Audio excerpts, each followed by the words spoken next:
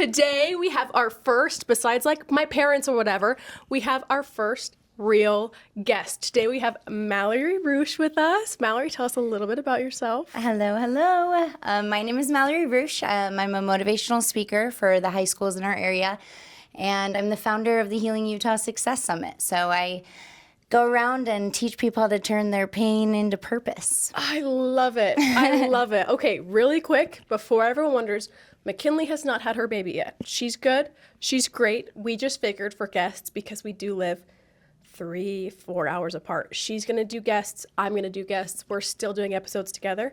So she didn't have her baby. We're going to get that out of the way so we can really focus on today's episode, because I'm super excited. We literally met at Olive Garden. Yes, right? Yep. We met at Olive Garden a couple years ago. I think it was my sister's birthday or something. Actually, I was pregnant because I remember my food. I was having such a hard time because I was so sick and couldn't eat my favorite food. But she came over and she's like, hey, can I tell you a little bit more about my story? I think like one of your kids watches our channel or something. Was that it? Yeah. So I have a 9 and 7-year-old, and both my girls are like, oh, we love these people. They're and so I've cute. Noticed you guys. And I was like, Yeah. okay, people that make impacts, that meet people that make impacts, make bigger impacts. And Yes. that's what we're here to do today. Yeah. So meeting you that day, I don't believe anything happens by coincidence. No way. I And don't believe in coincidence. But she was telling us, she's like, I don't think your book was quite out yet, was it? Yes. So It was. yeah. And you guys ended up buying one. Yes. And then we ended up taking a big picture. Yeah. So, So she told us about, it was really quick because again, we were in an Olive Garden. We couldn't get everything, but even in like the super short amount of time that we did have, like the story that she did tell, it seriously, it sat in our brains. We went home and like as a family, we talked about it, and like it sat there because of how insane it is. Like it seriously, how far that you have come is so crazy. And she's taking all of that, everything that you'll hear today, and going and teaching it to teenagers who need to hear it and everything. So we're going to get this story today. I'm super excited. I have like all of these questions and notes that I'm like, I don't even know how to ask them, because I'm like, I just want to hear your raw everything. So for everyone who doesn't know you, what is like the one thing, if you were introducing yourself, that you really just want them to know about you? That's like your main goal, your main everything, your main purpose. What is that? What'd you say? So my main purpose is really to help the younger generation before they get to the point of needing help in recovery, right? Understanding how to not go down the same path that I did. Right. And we'll get to it, but I got to the point where I was facing 30 years in prison. Holy cow. By the time I was 19 years old. And so Yeah. the lessons that I've learned up until now have really allowed me to use the pain and the things that I've been through to teach that exact lesson. And so I want to just help people identify the fact that, one, they're not alone and they're not broken and there's nothing wrong with them, and really be able to help families learn how to create connection and a conversation around this, because it's so important. And we live in a world where people don't talk about this stuff. Absolutely. It's not talked about until it's a problem, and then it's sad to see that person then becomes the problem because they've never had conversations, and they've never had, there's no real to this until it's too real. Absolutely. And so I love, you have a book.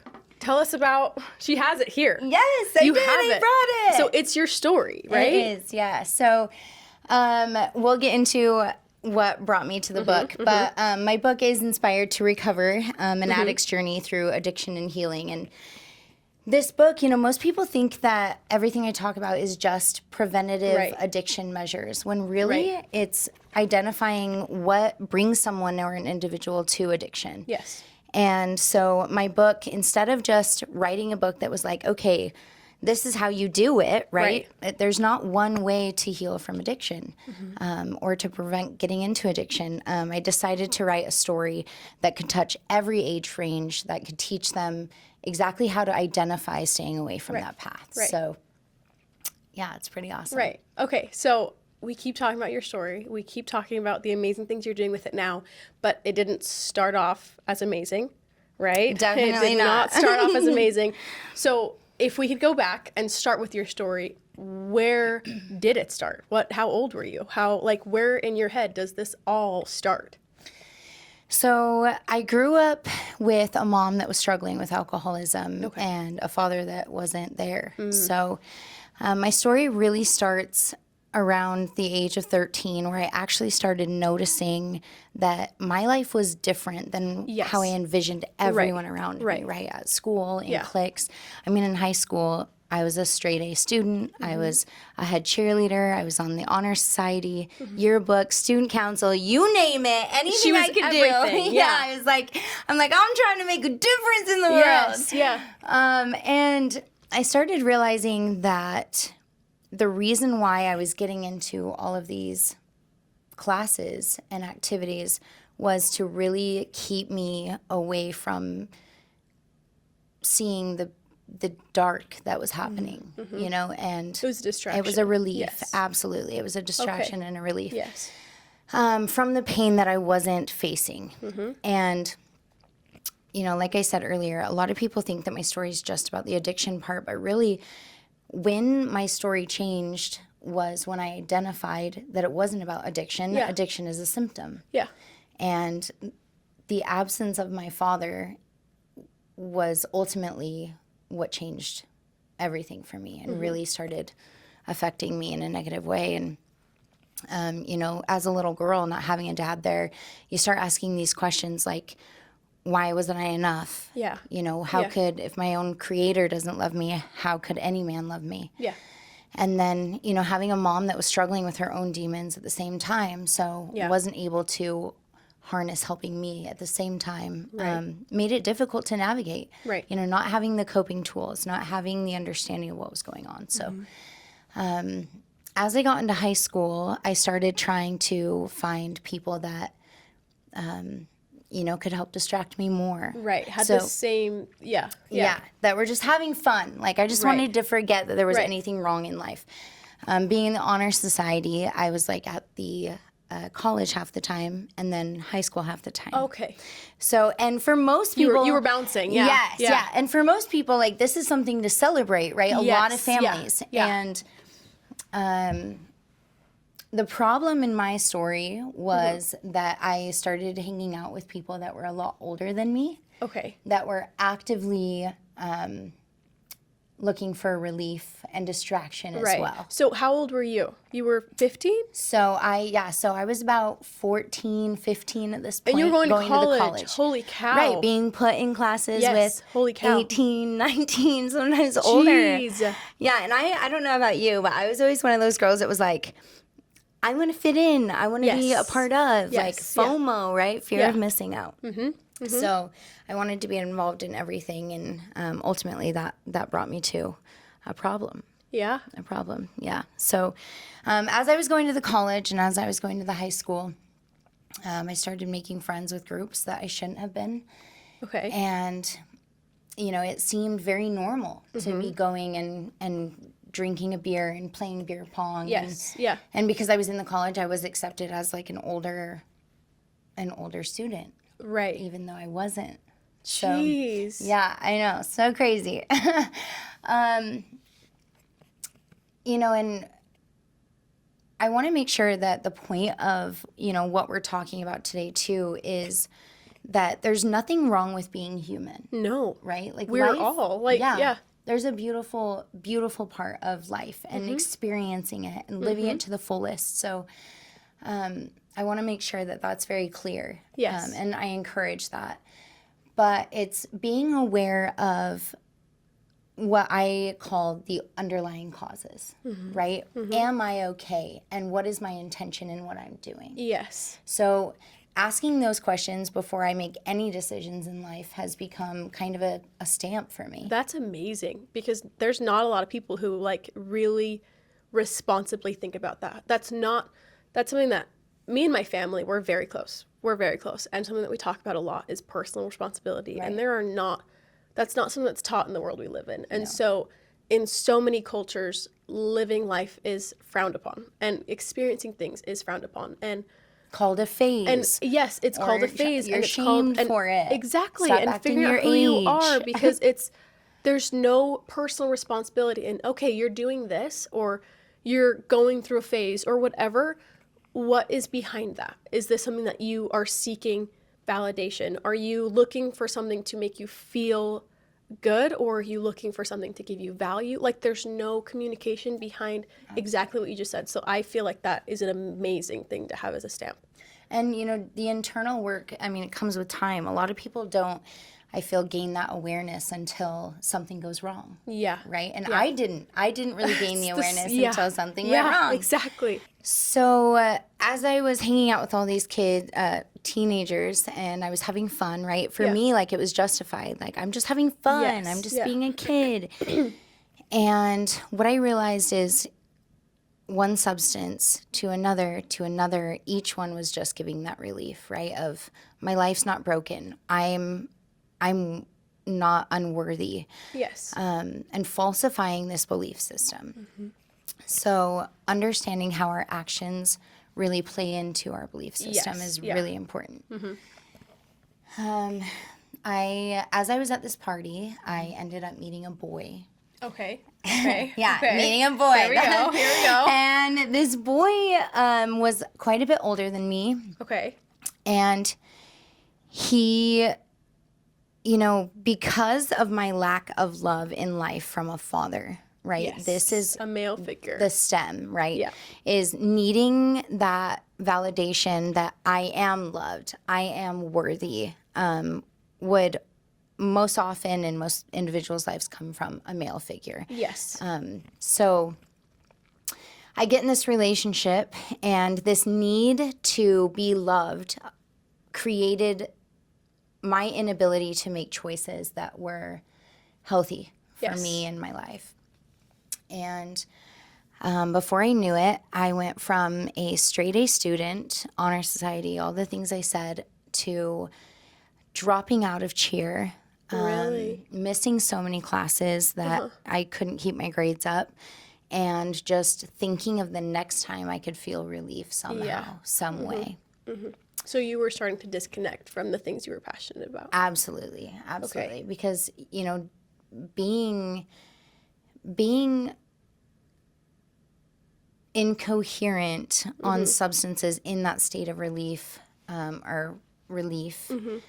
it clogs your brain from being able to think of anything that you love and anything that makes you happy and brings you joy. So, long story short, one substance led to another and another, and I eventually ended up getting arrested for my first time in 2013. And how old were you at this point? So I was 16, 17 years old. Jeez, okay. Yeah. And I couldn't believe that I had gotten from one point to the next so quickly and just dropped completely out of life. So as I was getting told, you know, that I was now going to have charges on my record and that I was spiraling into the system, I ended up thinking, okay, I'm going to make a change. I'm going to do something different.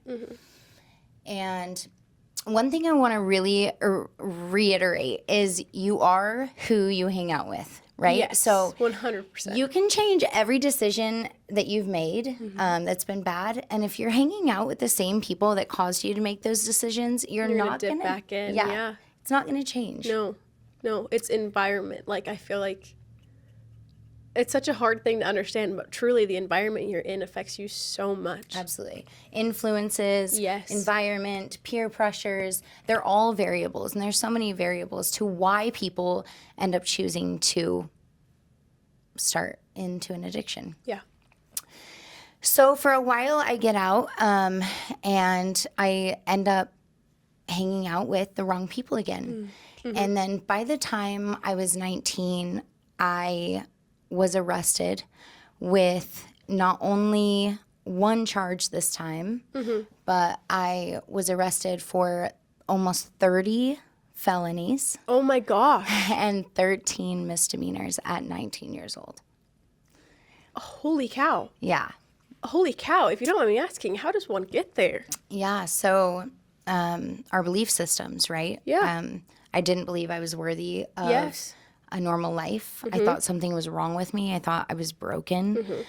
And I needed so much acceptance from the people around me because I knew what I was doing wasn't right. But when they're doing the same thing, it starts to feel like it's okay. It's normal. It's normal and it's okay because you're not the only one. Yeah. Absolutely. So it went from, one beer to marijuana to a pill Yes. to hanging out with people who did worse things like heroin, methamphetamines. And I remember during this arrest thinking, wow, like I'm never going to be able to get married. I'm never going to be able to have kids. I'm never going to be able to get into the healthcare degree that I wanted to try to make a difference in the world. Oh, man. And it was a lot. It was really heavy. Yeah. I ended up being able to, I was facing 30 years in prison, but they were giving me the option to go to programs. So, at first I tried the drug court program and I went through that for a while. And the stipulations on the drug court program are that going into the program, you plead guilty to every charge that you get. And then if you graduate, they wipe them free and clear. Like they never happened. Really? Yeah. If you don't graduate, you now just pled guilty to every single one of them. Yeah, okay. So, would you believe me if I told you that I failed? Did you? I failed the program. Oh my I gosh. failed the program. Yep. I was put on no mail tolerant or no mail contact. Okay. My car was taken away, 90 meetings in 90 days. Assignment after assignment after assignment. And it was so much pressure for me that I just got to a point where I was like, I can't do this. Really? Yeah. Really? And, they always say, like, pick your hard, right? Yes, yeah. Pick your hard. battles, Yeah, pick your battles, pick your hard. Like, everything in life is hard. Yes. So pick the one that's worth the effort. Yes, pick the heart that's worth it. Yeah, like pick the one that you're going to be proud of putting yourself in and making your choices to get through. Because, like, duh, Mal, the program was hard, but not as hard as sitting in prison for 30 years. Yes. Right? Yeah. So I ended up failing that program. And then I ended up going back to jail, and then I ended up going into an inpatient program. My insurance was canceled, so I ended up getting kicked out of that. Okay. And so now I'm at this point where I'm like completely defeated. Yes. I really want to find myself again, and I didn't understand why I was having such a hard time. So I have a question. Yeah. I know at this point you were at the point of like you knew you weren't okay. Yeah. And you knew that something had changed and something was wrong.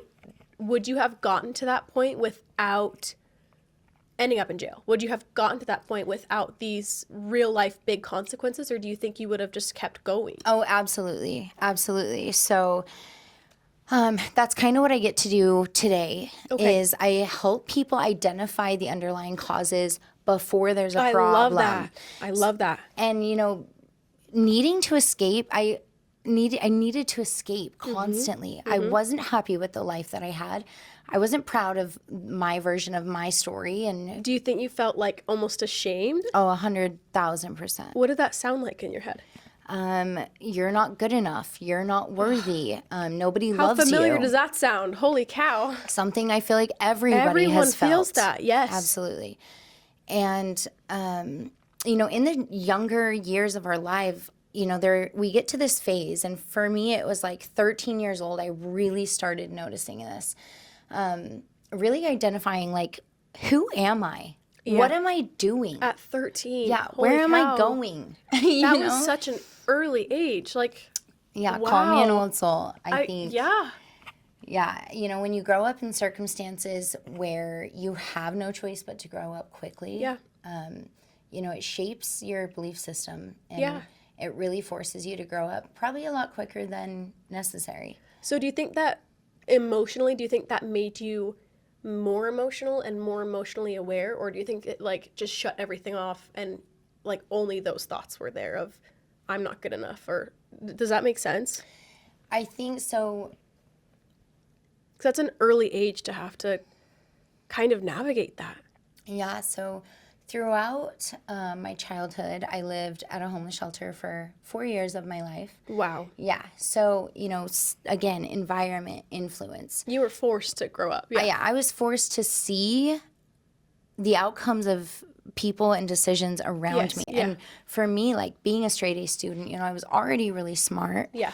And I wanted to understand why. Like, when those little, like, your baby's only one, but Yes. you'll get to this phase Yes. where, why, Yeah, yeah. And it forces you to really try to figure out the answers of the world. And that's kind of where I was at for Yeah. a long time. It's like, why are we here? Why does my life look so different? Why is my dad not here? Why is my Right. mom struggling? Why doesn't my mom love me? And she did. She just was battling demons of her own that she didn't know how to reach out and get help for, right? So yeah, it was an early age to have this awareness, but I think that's what I want to help in my impact with kids now. Going and speaking in schools, I speak to any age range. Like I've spoken to elementary schools, middle schools, high schools, and it's really allowing them to understand, okay, do I love myself? Yeah. What do I love about myself? What don't I love about myself, and why? Right? And creating that. this belief system that Yeah. gets them thinking. Yeah. Yeah. Because that's how we identify what are the underlying causes Right. or the things that are hurting me that Right. I may not be fully aware of. Yeah. Because those are the things that get us in deep.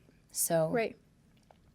when I started having this awareness, let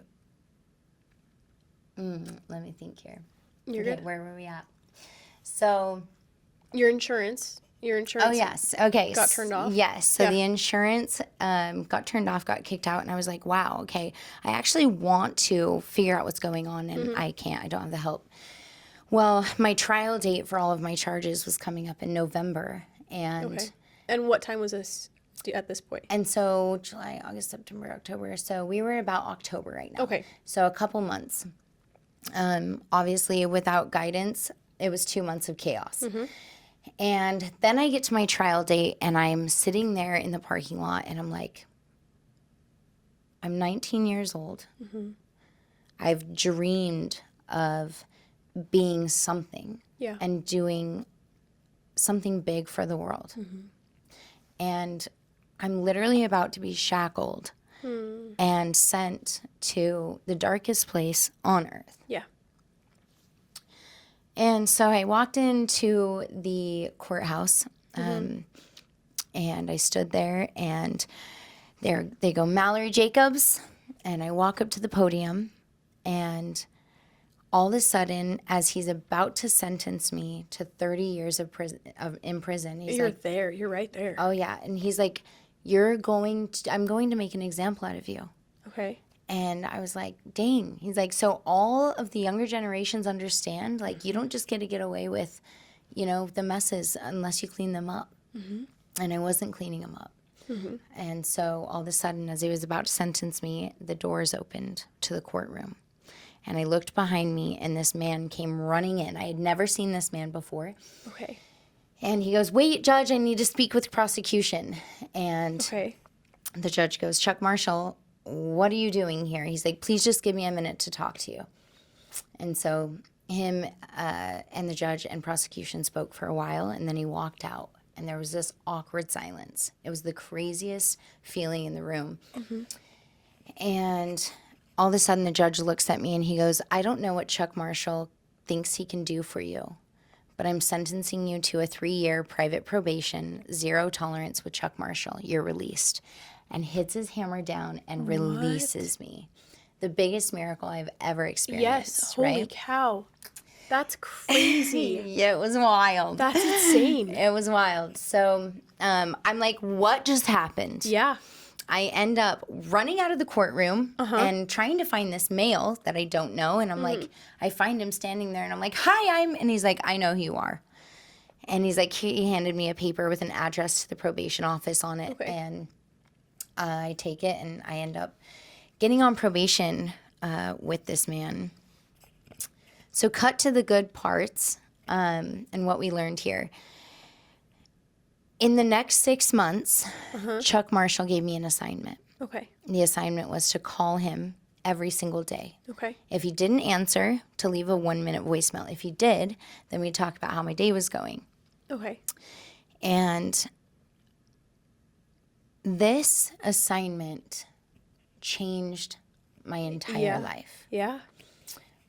Chuck, I remember he asked me right when I got into his office, he goes, Mal, why do you think all these programs aren't working for you?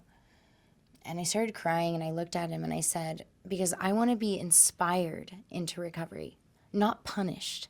I already know everything that's wrong with me. And by continuously telling me what's wrong with me, all you're doing is confirming that What I already know. Yeah, that I'm what I not already worthy. feel, I don't what I- deserve to yeah. be here, you know? So for the next 6 months, Chuck loved me endlessly as a probation officer, a father figure, someone actually Right. really cared about how my day was going, how I was feeling, You were what was feeling going what you on. were lacking. Absolutely.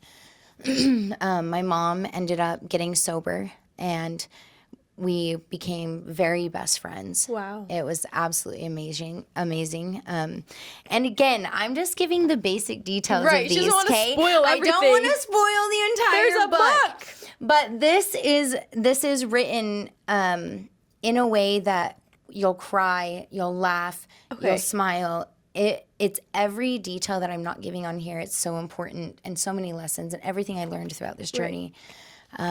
But Chuck became my absolute hero, Yeah. and gave me all the answers that I needed while filling the void that I was so unaware of. And all that Yes. was love. Yeah. That's all I needed to feel whole and worthy again. And that was the original question, Danielle, Right. was why am I so unlovable? Right. And I think that's something that so many people So many people in this world are struggling with. Yes. You know, girls, boys, it doesn't matter, any age. It's like we're all trying to seek love. Value and love. Yeah. Absolutely. And so something that I know now today is that love heals all things. Yes. All things. 100%. So everything I do for Chuck. And I don't want to spoil the whole story, but there's a few things I want to say about Chuck. So I continued probation with him. I finished on my last call on my 6-month check-in assignment. I called and I was like, ring, ring. I'm like, hi, Chuck. And he's like, hey, Mal. And I'm like, okay, I'm just calling for my check-in today. And he's like, Mal, you don't have to call me anymore. Oh. Your check-in assignment is done. And for most people, they'd be like, yes, right? Like, Right. I It achieved sounds kind of completion. sad, though. Yeah, but I was like, what? Like, this has been the most beautiful. It was your rock for months. Absolutely. Absolutely. And I didn't want to stop telling people or telling him, you know, how my day went. But he's like, Mal, it's time for you to choose to live. Oh. And he goes, I loved you until you were strong enough to love yourself. And It's giving so, me chills. yeah, so after that phone, I know, every time I tell the story, single- it does not matter how many my times. gosh. And I'm trying to like skirt, Yes, so that you guys all want to get this at the end. It'll be in the link in the description. It'll be there. But every time I tell this story, it never changes that feeling. So. Yeah. Oh my gosh. So I end up being done with the assignment, and I'm like, okay, what do I want my life to look like now? And I ended up applying for a bachelor's in healthcare, and I really wanted to make a difference in the healthcare industry, you know? And I thought it's where I could make the biggest difference in addiction. And I ended up just getting the most amazing job. I was a GM of a little mom and pop shop cafe here, and for 12 years.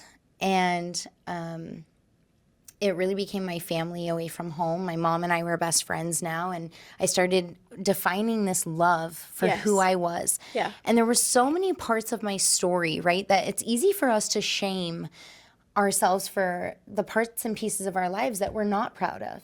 Right. Right? Like, Right. oh, I don't really want people to know that, or oh, I'm not really going to talk about that. Yeah. But those are the parts that now today I get to use as not erasing them. I get to use them as the foundation to which I impact so many lives and families and communities.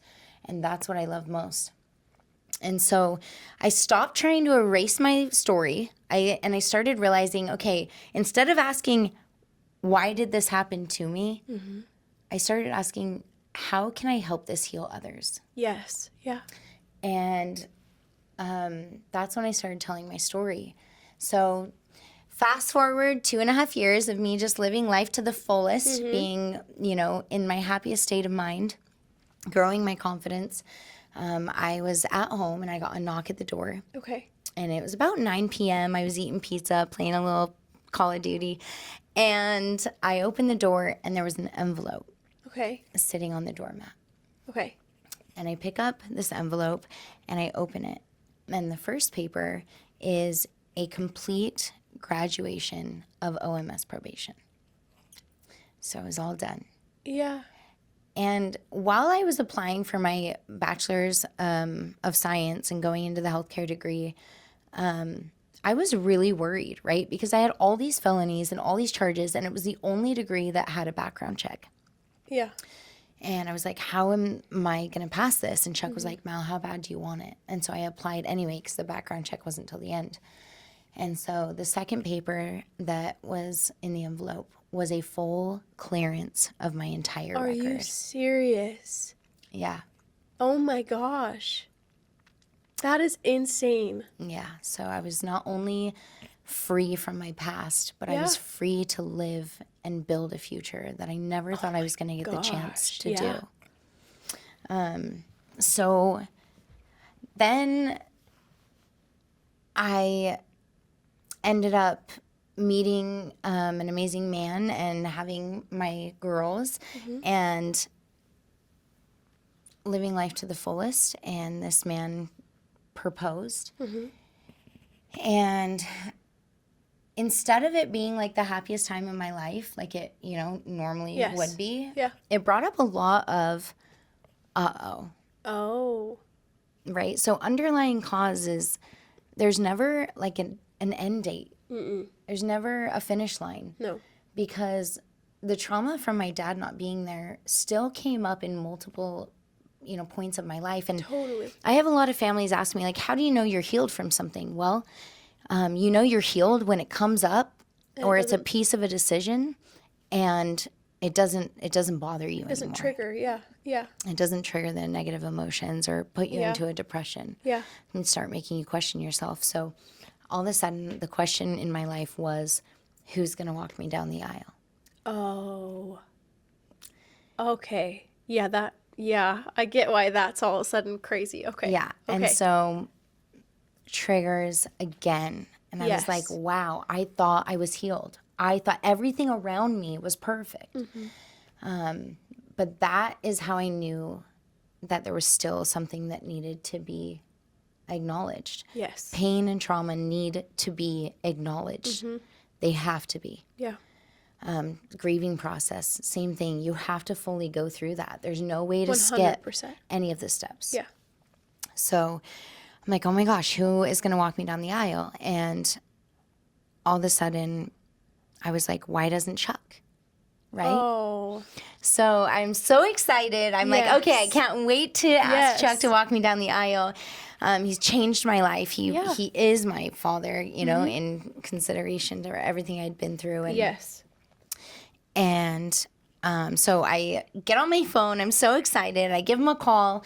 And I'm like, I am not going to leave a voicemail because if I do that, I won't get to hear his reaction. So I want to tell him in person, right? So I call. He doesn't answer. I'm like, okay, it's fine. I'll just call later. I start getting busy, planning the wedding. And then a couple weeks goes by and I go to try to call Chuck. And he was super busy. So I was like, okay, he's probably really busy. And there's also that kind of conflict of interest, right? Yes. So because I had graduated, Right. it was like, okay, maybe I'm not allowed to keep like calling him in Right. that way. But because of our relationship and how close we had gotten, I was like, there's no way that could be it. Right. So a few more months goes by, and I try calling him again, and no answer. Really? And I was like, what is going on? Well, 4 more months go by, and no answer. Okay. And it's the day before my wedding. Uh-huh. I end up calling my grandpa a week prior to this, and I'm like, hey, you know, will you walk me down the aisle? And he was like, yeah. So it was the day before my wedding. We're packing the trailer. My hair's a mess, and I'm in my pajamas, and I'm throwing all these things to get to New Harmony for the wedding, and my phone rings. And I picked the phone up, and it's a number that I didn't recognize. Okay. And I was like, hello? And it was Chuck's best friend, Bobby. Okay. And he goes, hey, Mel, it's Bobby. Chuck asked me to give you a call.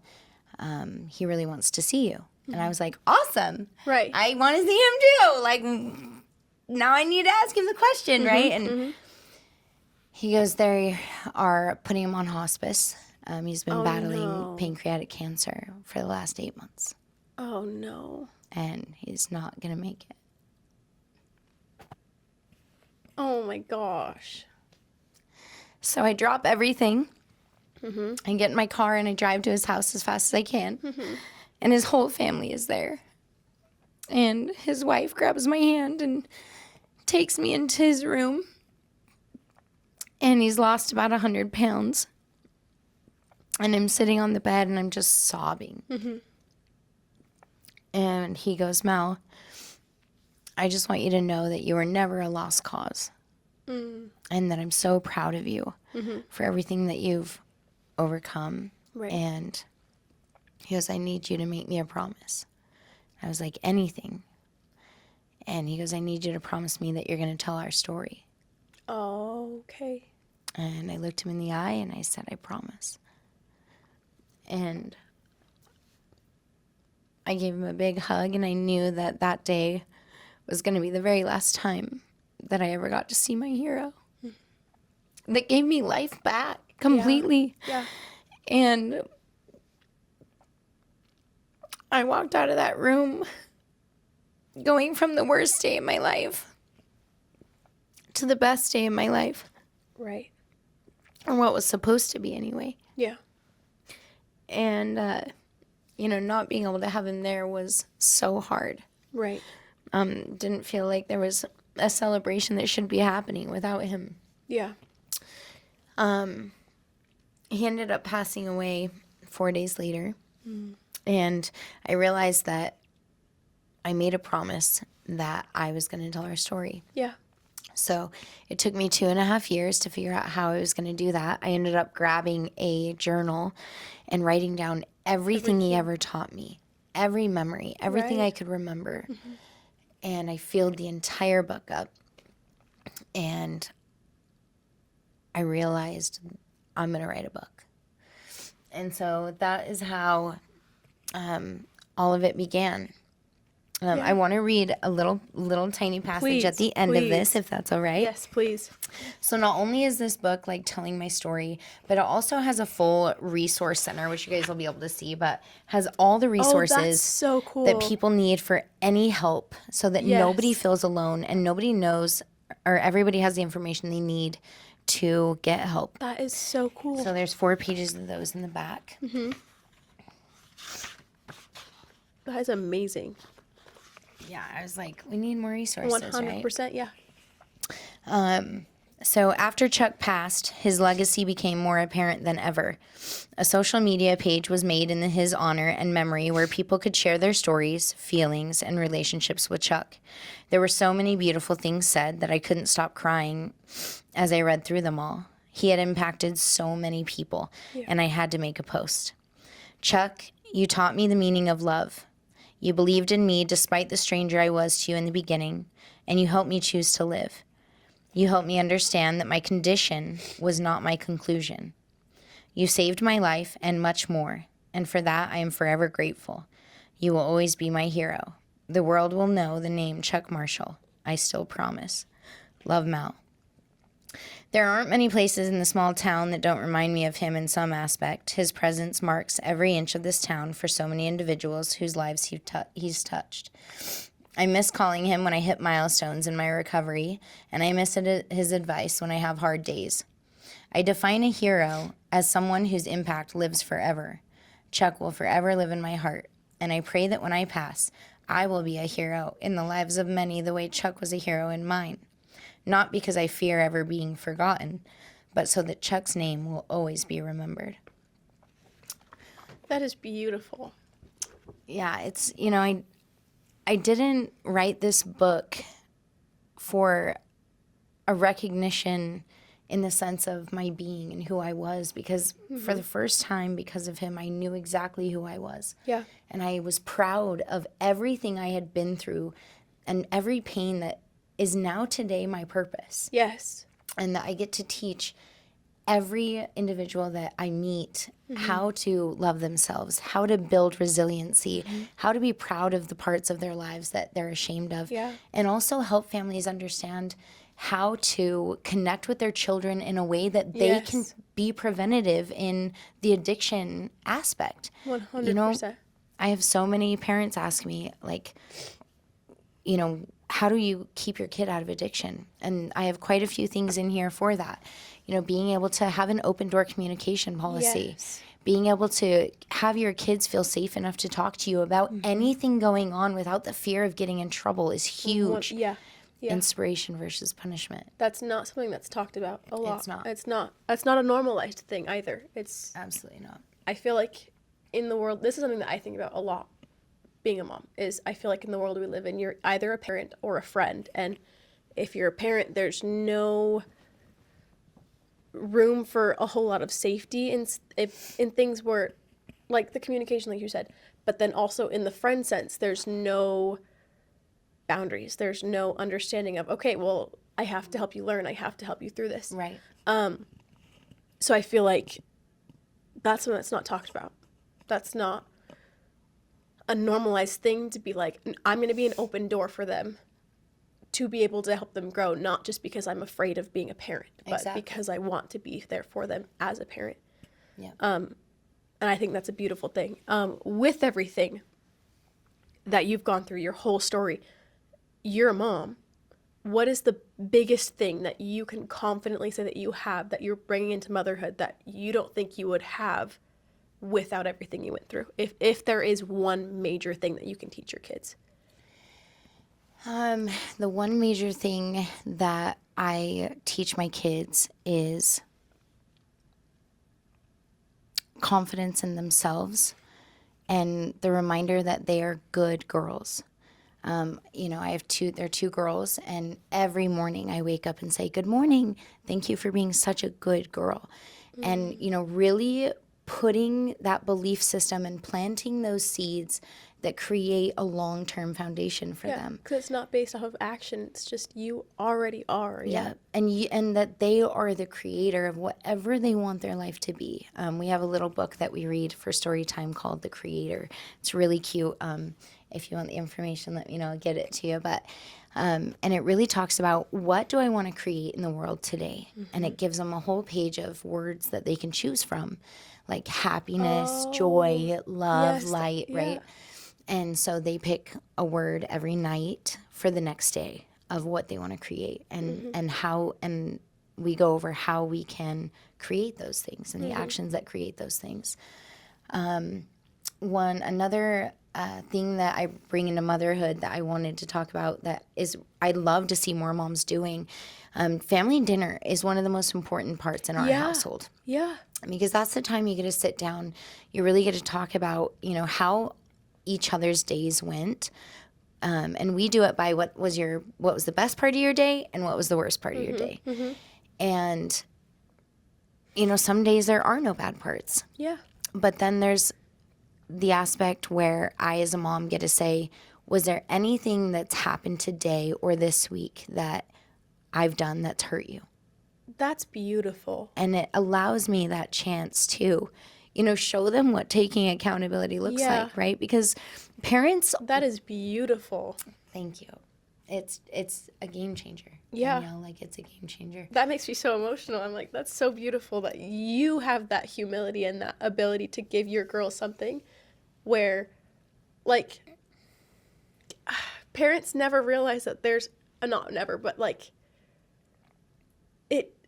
you think about mom guilt. You think about mom guilt that you always have of, oh, I didn't do this enough today. I didn't do this enough today. You could be so focused on something else while something you didn't even intend can hurt their feelings in such a way that like can really affect. I can't even. That's beautiful that Absolutely. you give them that space.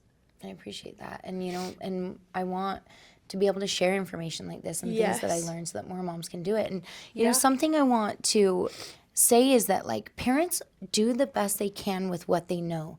And not just parents, but, like, us as individuals, we do the best we can with what we know and what we've been taught. And there's so many parents that haven't been taught how to teach their children how to cope, Right. how to be honest, or how to understand, or how to have an awareness, right? And so, you know, to those of you who have parents and aren't parents yet, you know, be aware of that everyone is learning and life is a process and we're human. Yeah. And I think the strongest traits that we can have as individuals is being able to understand that concept.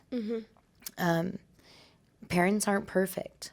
And parents, your kids aren't going to be perfect. Right. You know, but everyone has a journey and everyone has a story, and everything that we go through connects the dots to what we're meant to do and how we can impact so many people.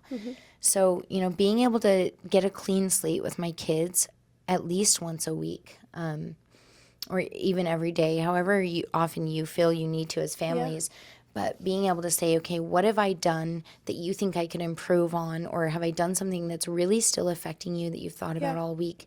And repairing that before it becomes a problem. That is so beautiful. You know, preventative measures, like Yes. don't wait until there's a problem. Don't wait until your child hates you and is slamming the door to say, you don't even know me. Like, guess what? Take the time to get to know them, and not for what you want them to be. Get to know who they want to be and love them in that way. That's something that Ty and I talk about a lot is we live in a world where it's, if you want respect, you'll respect me. And something that we talk about a lot is we need to respect our kids first, because your job as a parent is to teach them. You're teaching them how to love. You're teaching them how to respect. Example. You're teaching them. And they don't learn by, oh, well, this is what they made me do today. You're teaching them by saying, I respect you. I respect your emotions and feelings. What can I do to help you with that? Like, that's how you teach instead of expecting it. And so that's why what you're saying right now is like, it's hitting me so hard right now, because that's something that I want more than anything, is to have that relationship. And I think it's so beautiful the way that you are working for it, and the way that you are actively, regularly working on making sure that you're a safe space before they need a massive safe space, before it's something huge. Like, you're just making sure now that you are being the safest person you can be as a mother, because you're being what you needed. Absolutely. And I feel like that's the greatest form of healing your inner child, is by being who your inner child needs. And that is so beautiful. And I love everything you're doing. And that was a beautiful way to explain that, because, you know, digging out of a deep hole is a lot harder than just being able to pad in a couple handfuls that have been pulled out, right? The faster that we as parents can recognize what we're doing wrong, the faster we can patch those things up. And you know, that's not to say, you know, parents that, you know, it's okay to still be a parent. Life doesn't revolve about 100%. only being a parent either. Right. You know, going out and having fun and still, you know, having a life as a parent. You know, I work with a lot of families that have, you know, I've heard moms be like, oh, feel like I'm such a good parent that I've given up my whole life. That leads to addiction too. Oh, yeah. That leads to suffering and depression as well. Oh, yeah. And if you're not filling your cup as a mom or a parent or a woman or whoever's listening right now, you have to put the gas mask on you first. Yes. Before you can be there for the people around you. And if you're suffering in silence and you don't know who to talk to, there's so many things that you can do. And one of those is add me on Instagram. Feel free to reach out. You know, I answer all of those personally because, yeah, there's just no other way to do it. It's that person-to-person connection, you know? Yes. And it's not hard. So just making sure that you're filling up your cup and so that you can be the best mom that you can and the best friend that you can and the best family member that you can. Not being ashamed of your past. I want to reiterate that. Not being ashamed of your story and not trying to erase your story. I've had a lot of people that are like, are you embarrassed that you've written a book of every mistake you've ever made? I think that is so cool. At first, I was a little nervous, you know, because there's that piece of like, you care about how people, you know, view you and see you. And yeah, there's a lot of dirt in this book. But guess what? Like, for the first time in my life, Danielle, I have never been so proud of who I am. I've never felt so powerful. And I've never felt so driven to shine the light that I have inside. Oh, that is so cool. Like, for the first time in my life, I can truly say that I am completely healed from the pieces that were bringing me to that dark space. And there's going to be more that come. Like, life never stops. Yeah. You know, but now, like, being able to have the knowledge of how to face those, that's where the key is. Yeah. It's like, okay, guess what? This bothered me. Now there's a problem. Now here's a trauma. How can we preventative measure that, you know? Yeah. And you just get stronger and stronger as you go. Yeah. That is so cool. I feel like, oh my gosh, I don't even know what to say. Like, everything is... I'm sorry, it was a lot. No, I seriously am just like kind of blown away. I had all of these questions of like, what would you tell someone who's an active addiction or struggling? Like, you've hit every point that I was hoping to like guide to. Like, the fact that everything you're doing is, hey, here's my experience and here's how you can help yourself out of this and you can find help. Like, the fact that you've turned everything that you went through into something that you can use to help others is so beautiful. And you're not saying, I'm going to personally pull you out of this hole. You're saying, I'm giving you the tools. And you're not alone. You're not alone. I'm going to stand right next to you, but I'm going to give you the tools and help you get yourself out so that you can get yourself out of every hole that comes, because you're right. It's not going to stop. It's never going to stop. Everything, life is going to keep throwing things at you because you have to learn. But I love how present you are, because that's something that I think is a huge deal, is just being present in where you are, whether that's your emotions and feelings or your triggers or the underlying everything, like just being present to be able to say, okay, well, I'm going through this right now. What can I do to get myself out of that?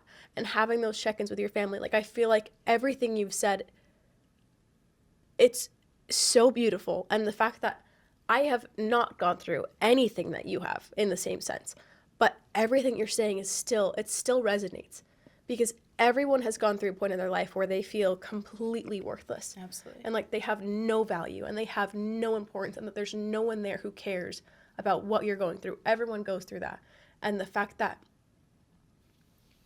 everything you've said about you feeling that way and you going through that is you're turning it to be able to show people that, hey, even in this time, I had value. I just couldn't see it. And I had this worth. I just couldn't see it. There are so many people who need to hear what you just said. And I'm so thankful that you came on here to say it. Like, I love it. I love everything you said. And holy cow, I love it. I'm so thankful to be here. Like I said before, this podcast is absolutely amazing, guys. Keep listening, because Danielle and McKinley are making such a big difference. And I'm so, so thankful to be a part of just your podcast. You know, I do a lot of podcasting in a lot of schools and stuff, but there's a feel here that's very present, like you're saying, very, very real and very raw. And that's what the world needs a lot of. Yes. After I started speaking to schools, I realized that parents really wanted to hear what I was saying. Mm-hmm. And they weren't letting the parents in because it was just for the school. Mm-hmm. So I decided, let's do something and create an event where there's a stage where everyone or anyone that has a story, because everyone has a story, but anyone that has a story that they want to use to make a difference can stand on this stage and speak. So I founded the Healing Utah Success Summit. It's one of the biggest recovery events in Salt Lake City. We are on our 5th year now. Are you serious? Yeah, we have different speakers every year. So I would love to amazing. invite you guys to come be a vendor and be a part of that, because I think That would be amazing. getting this out would be huge. Yes. We have people coming in from Texas, California, Canada this year. Oh my So gosh. it's growing faster than I know what to do with. And it's because people are realizing that we're building a community where Yeah. nobody has to ever feel alone again. Yeah. You know, and one of the quotes, one of my favorite quotes that one of my mentors told me is that life doesn't happen to us, life happens for us. And the faster we realize that, the faster we can start finding what our purpose is, you know, and connecting with the people that have alignments with that. Right. So I can't remember his name. Your mentor. Chuck Marshall. Chuck. I love the fact that you've taken everything he did for you and you have grown it tenfold. I truly, just from what you've said, I think he is so proud of you because you are taking everything and you're running, you're sprinting with it, and you're throwing at anyone who will listen just to change people's lives. I have felt nothing here that's, this is for me, this is none of it. Like, everything you're doing is beautiful, and I guarantee you, he is so proud, and you're going to see him one day, and he's just going to be like, you did it, and look at all these people who are doing it too. Like, that is beautiful. I love this so much. I love it. Okay, so where can people find you? Okay, so my Instagram, I have Instagram, so Ruesch Recovery. It's a little difficult to spell, but RUESCH Recovery. I answer all my own messages, and any time that people want to reach out, please feel free. I did just barely start a new YouTube channel, so I'm going to try to get more of these messages in smaller clips across there, called Inspired by Malory. And then I do have a website. I will have you put that on the screen because it's a little difficult, or I'll give a QR code that you guys can scan. I would like to give free tickets. If you mention this podcast and give me a DM, or scan the QR code and get free tickets to the event. It is in Salt Lake City, Utah this year, October 3rd. Okay. So anyone that wants to come, we'd love to have you. It's a big inspirational, motivational, educational, bit of fun. We're starting to have some retreats where we're going to take people to places like the Bahamas, campouts, places where people can really feel what the healing of life feels like, and give them a place in life that they're just really proud of living. Yeah. So, and then the people that you'll meet there is absolutely inspiring as well. My book is on Amazon for anyone that wants to order that. The orders on Amazon, I will sign personally with a message to whoever you'd like me to write the message to. Oh, I love that. So, yeah, I'd really, my dream here is to make a movie. So I love it. Yeah, I would love to make an inspirational movie about this. And so that's the goal now. Is I'm speaking to some future idea executives, so we'll see what happens. But Inspired to Recover, an addict's journey through addiction and healing. I will say the book is for 16 and up. You know, when I was writing this, Danielle, I had to identify, how do I write this raw enough for the addict to relate to, but not too raw that someone who's never been through addiction can relate and resonate with. And I think I did a really amazing job. There are Amazon reviews. Feel free to go over, read those. And I hope that it inspires your heart the way it has mine. So I love it. Well, thank you, Malory, so much for coming on. I literally, I have resonated so much with this, and it made me emotional multiple times, and I absolutely am obsessed with everything going on. I will put all of the links to all of her stuff in the description, so go check her out. Thank you guys for watching. We love you. Always remember that you are worth it. Bye, guys.